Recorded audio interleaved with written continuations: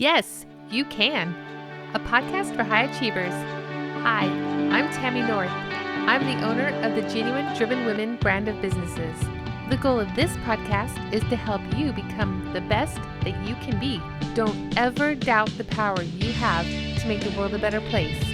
Yes, you can make a difference.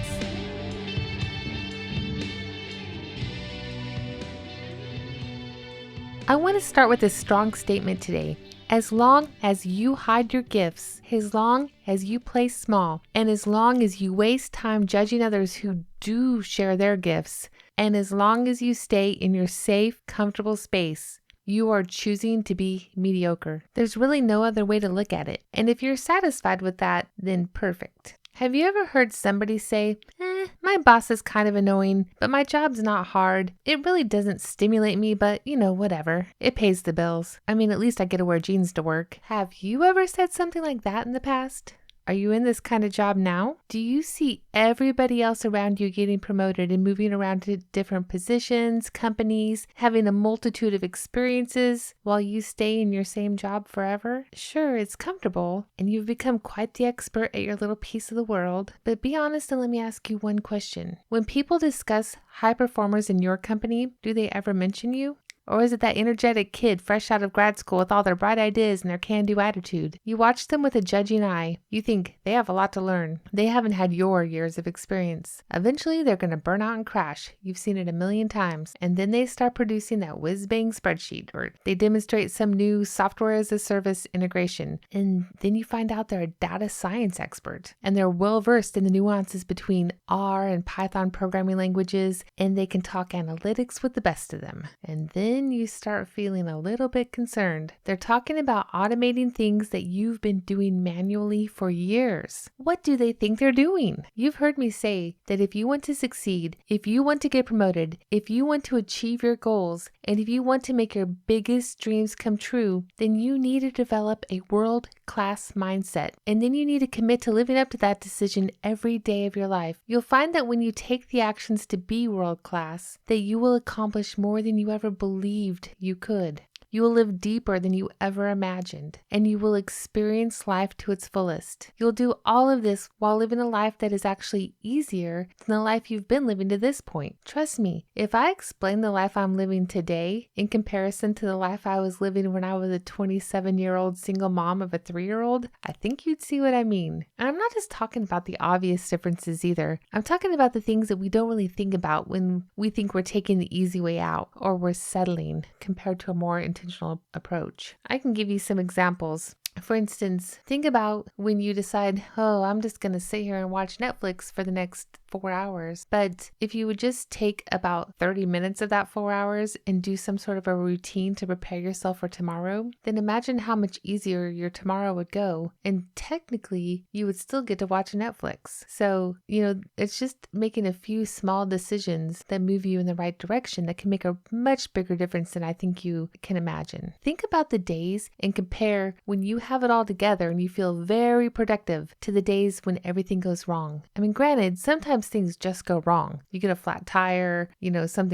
things that just go wrong that you can't control. But there are so many ways to set yourself up for success, ways to create backup plans to plans. And so when the unexpected happens, you're going to have the freedom to say, okay, no worries, I got this. You can choose to have that life. And the more you work toward that life, the easier things will seem and the more progress you're going to have toward your goals and your biggest dreams. I know you have those days when you're blazing a trail, when you're simply on fire. What choices did you make on those days? Did you wake up earlier than normal? Did you get your favorite workout in? Did you have healthy food to eat for breakfast or lunch? Maybe you made a list of things to do. Maybe you turned on your power playlist and you knocked out the first 3 things before 7 a.m. And then think about the days when you are just existing. You're settling. You're staying in the comfortable warmth that's been holding you back. On the days that you're settling, maybe you slept in 2 to 3 hours longer than you planned. When you finally did wake up, did you just pick up your phone and accidentally scroll for another hour? Maybe you ate a sweet carb-loaded breakfast, you skipped your workout, and then you turned on Netflix.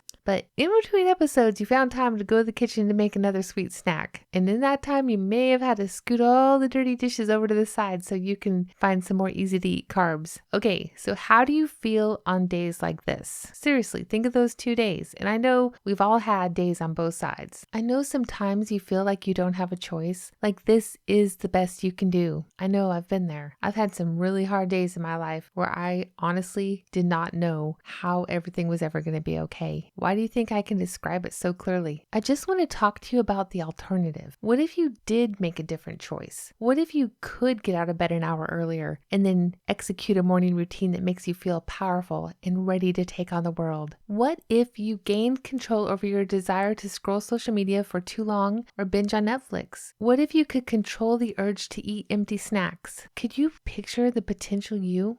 How would you show up at work on those days? Who would you become in your relationships? And what types of dreams would you allow yourself to dream? And what kind of goals would you pursue? Let's talk about 3 unexpected ways that you are unintentionally choosing to be mediocre at home or in your personal life, and then 3 surprising ways that you're being mediocre at work, and then some steps you can take to immediately make some changes and supercharge your success. So let's start with at home or in your personal life. The first thing is, and I think I used to discount this as well, and in the past, I'd say 7 years, I have been improving upon this to a high degree. And then in the last probably 2 years or so, I made a very concerted effort to improve this one right here. And that is having a serious morning routine and a nightly routine. So the lack of a morning routine and a nightly routine is holding you back in ways that you cannot imagine. Since I was in my early 20s, I've had at least some type of morning routine, and you probably do too to some degree. Back then when I was, let's say 27 and I had a 3-year-old, my morning routine was something like this. Get out of bed 45 minutes before I had to walk out the door. 45 to 60, but I'd probably hit the snooze a couple times. Then do things as fast as I could to get out the door and try not to be late, even though I was late about 3 times a week at that time. In that period of time, I usually did the same things in the same order. Wake up, have a cup of coffee, take a shower, put my makeup on, etc. It was kind of a little pattern that I even still do to some degree today. The problem is I wasn't allowing enough time for the process of getting ready. Even though I did the same things in a row, I never actually timed myself. So if you actually time yourself to see how long does it actually take when you're getting ready, when you're having your coffee, when you're doing your workout, etc., whatever you're going to do, actually time it and then set the time that you need to walk out the door, and then back up your clock to allow for you to do your entire routine, all the things that you really want to do, with the milestone of leaving on time. And here's my challenge to you. Even if you do get out of the door on time, I'd like to challenge you to get up earlier. I would like to challenge you today for the next, just do it for 1 month. You can always go back, but get up earlier. And I would say get up at 5 a.m. Try it. When I started getting up at 5 a.m. without fail, that's when my life went on a direct trajectory upward. And now I actually get up at 4 a.m. And basically, if I wake up anytime after 3 a.m., I just get out of bed. Like if I have to go to the bathroom or get a drink of water or something, I just say, okay, I'm not going back to sleep. And I just get out of bed. Those hours before the sun rises, they're magic. They allow me to get in my cup of coffee, have quiet meditation time, time that I use for ideas, dreams, or just mindset preparation. And then I usually do some type of workout as well. Peloton, yoga, stretching, strength training, or at a minimum, take the dogs on a walk. That gets my blood pumping, gets my heart rate set, gets some exercise, some steps in, and most importantly, it makes me feel really good. I already have everything I need for my ideal Peloton ride sitting right near my bike. I have my shoes, my headphones, my water towels, extra clean socks, hair ties, the pants I want to wear, and Kleenexes. They're all right there. So all I have to do is finish drinking my coffee, finish my meditation, and then I walk to my Peloton and everything I have is there. Doing all of this makes it very easy to start. And oftentimes it is the starting that's really the hard part. If you can just start, say, I'm only going to do this for 1 minute, but it's the whole part that now you have your athletic gear on, you are now in the mode of exercising, that usually you'll keep going from that point. After I'm done exercising, that's my favorite time to write, when my mind is fresh and motivated. And I usually only have about 30 minutes to write in the morning. That's better than 0. When I have all of that completed, I take a shower and then I do my getting ready routine, which I've gotten to as efficient of a level as I can, but I am always looking for ways to improve it. Okay, but to succeed at waking up that early, I mean, literally, I'd get out of bed at 4 a.m. every day, and sometimes earlier if I wake up. But in order for that to be a thing, I absolutely have to have a rock solid nightly routine that involves me going to bed at a time that will allow me to get at least 7 or more hours of sleep. So my nightly routine includes making coffee on the automated timer. I also wash my face, brush my teeth, figure out what I'm going to wear in the morning. I set it out, including my undergarments and jewelry.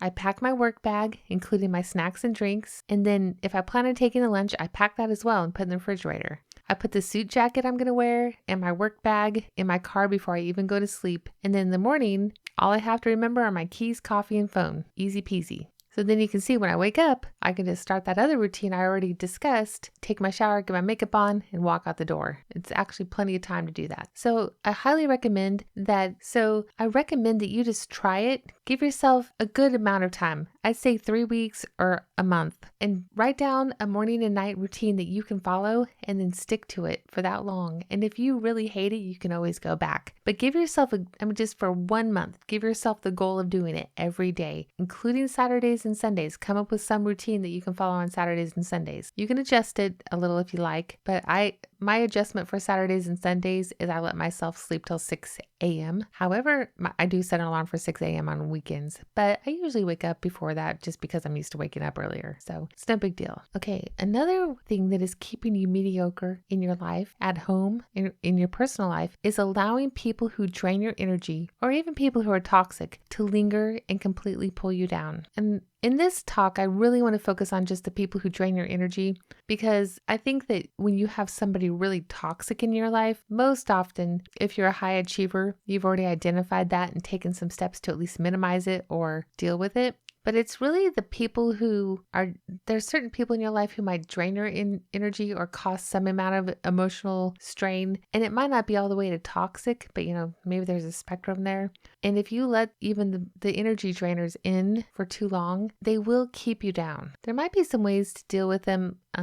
If you find, that maybe there's just that person who just wants to call you and talk to you for 3 hours about how sad their life is, or about how much of a victim they are, or how overwhelmed they are, and they just kind of go in circles with their conversation, and they aren't really toxic. They just need somebody to talk to, and they've chosen you.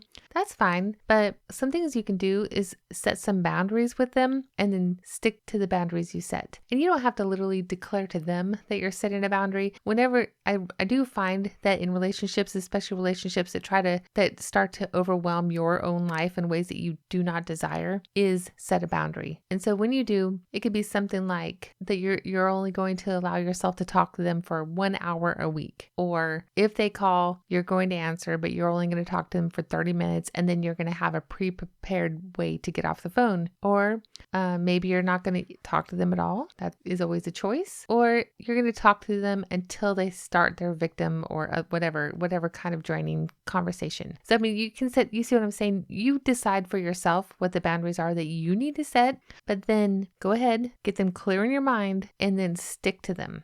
And you don't have to tell the person, I'm setting boundaries. No, you just set them in your own mind, and then you control the relationship. Because if you have people who call you and then want to bring drama into your life unnecessarily, drama that they have not learned to deal with themselves, you can't control them. But what you can control is your interactions with them. And so if you learn to minimize the interactions when the drama starts, either they will learn to modify their own behavior if they want to be in a relationship with you, or they will slowly find themselves spending less and less time with you, such that eventually you may not even have a relationship with them anymore. And that's fine. I think I have at least one, maybe more, entire podcast on how to deal with toxic people back in the queue. So go back and check out that episode. And there's some great book recommendations in that episode as well that will really help you with this. But definitely don't let it linger. The third way you're choosing to remain mediocre is that you're not dreaming at all. Or worse, you believe that you are dreaming, except you're only dreaming small, safe dreams that you're going to achieve without even trying. So that's not really a dream. That's just an idea. You were put on this earth with a unique blend of special talents, gifts, superpowers, as I love to call them,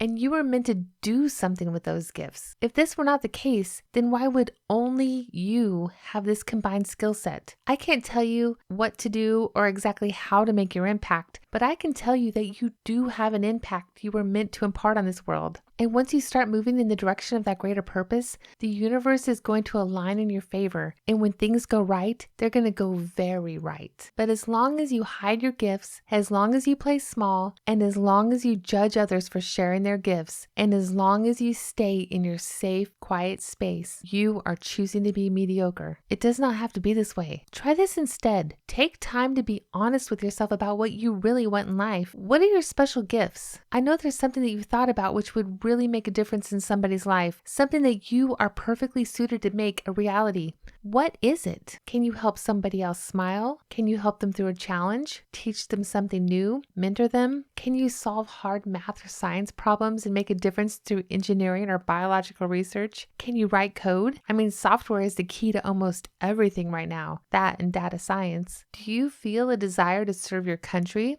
Start a nonprofit? Volunteer? I mean, if you feel highly motivated to play video games, is there a chance you could go volunteer for a teen robotic club? Find something you love and then go and do something important with it. Even if you only do it as a hobby, you'll be amazed at how it will change your perspective and outlook on the world when you're making that positive impact. Okay, now let's talk about 3 things you're doing at work that might be keeping you mediocre. One, and I think this is a big one, is spending most of your workday processing email or participating in meetings where you have no value. Have you ever heard of anybody getting an award or a cash bonus for checking the most email? Or how about replying to the most emails? No? Well, that's because processing email is more of something that needs to be done, like vacuuming the floor in your house, but it is not the work. The most important work you can do every day is the thing that will have the biggest impact. If you've been listening to me for a long time, then you know I believe you should have a backlog of all the things you need to do and a planner that includes events and milestones and goals for the next week, month, quarter, and year. And then as part of your weekly planning session, you need to make sure you're making progress to those projects and goals that you want to complete. And I've never heard anybody say, my goal is to read and process 100,000 emails this year. Well, if somebody does have that goal, I'll let them process mine, because then I will go spend all my time on the work I really want to do to create a big impact. You see what I mean? So I challenge you this month for the next 4 weeks. Think about on Monday, what is the most important thing you could get done? Is there some project you have written on your board that's just been written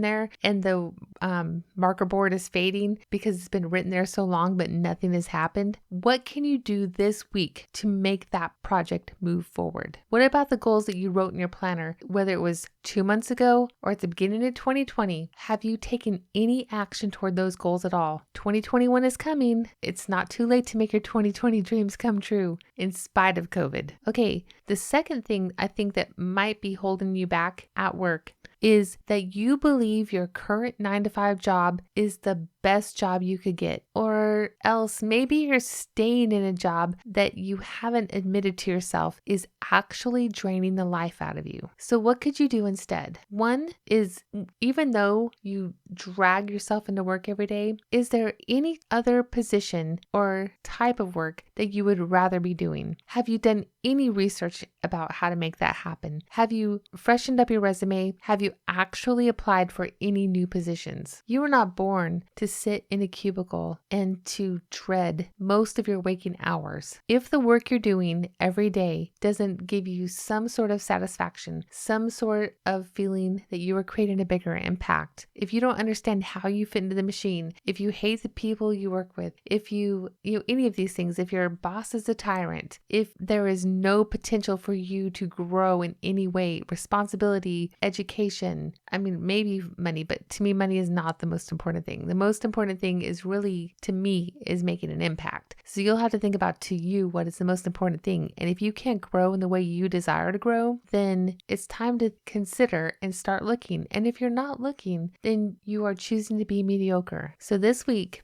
and every week for the next 3 weeks or 4 weeks, I want you to find and search out one position that you could apply for. You don't have to actually apply for it. I just want you to start looking at other opportunities that are out there and start getting your mindset in the place that you start thinking, yes, you know what? I could be ready for that. And if you think you're not ready for that yet, well, I would have to talk to you to see for sure. But oftentimes people don't believe that they are ready for the positions that are going to stretch them. So don't just assume you're not ready. Get out of your comfort zone and apply for that position that you really have been looking at, that you really want. It's time to try. Okay. And the third way you are remaining mediocre at work is by spending too much time talking about people or gossiping. You're thinking, they're not working hard enough. They didn't go to a good college. Look how they dress. They're always late to meetings. They always get the good projects. They're the boss's favorite. Honestly, who cares? You only get so much energy every day.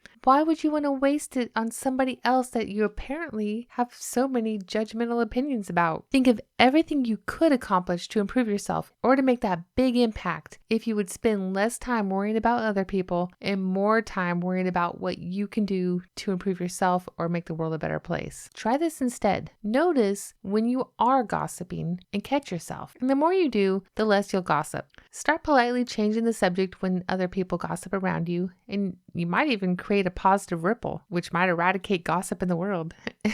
There's a good impact right there. Especially if you're gossiping about people who are actually trying to make a difference in the world, you're actually hurting yourself more than you're hurting them. Because if they are actively out there trying to do right, trying to collaborate, trying to bring goodness to the world, then they have work to do and they're getting on with it. Maybe you should do the same. I also have an entire podcast about gossip back in my queue. Share it with somebody who really needs it. And if that person's you, go listen. I think it'll help. You don't have to change all of these things at once, but if you start to change them, you will notice things in your overall life will start to go in the right direction. And if you keep doing them, you'll actually get to a place where so many right things happen that you're going to surprise yourself. None of us are perfect, and all we can do is keep trying. And trust me, I have to remind myself to do some of these things, and I have to keep myself on track. I've gotten myself to where I'm pretty good at the morning routine, but beyond that, all the rest of them, I do have my moments where I slip. We all do. So just as I mentioned, just catch yourself, get yourself back on track, and try to stay focused. You are meant to do big things. I talk about it all the time, and I believe it with my entire heart and soul. Don't waste another minute remaining mediocre, not on purpose. It's time to become the you that you are meant to be. You can connect with us on Facebook at Genuine Driven Women, or to learn more about what we offer, check out genuinedrivenwomen.com.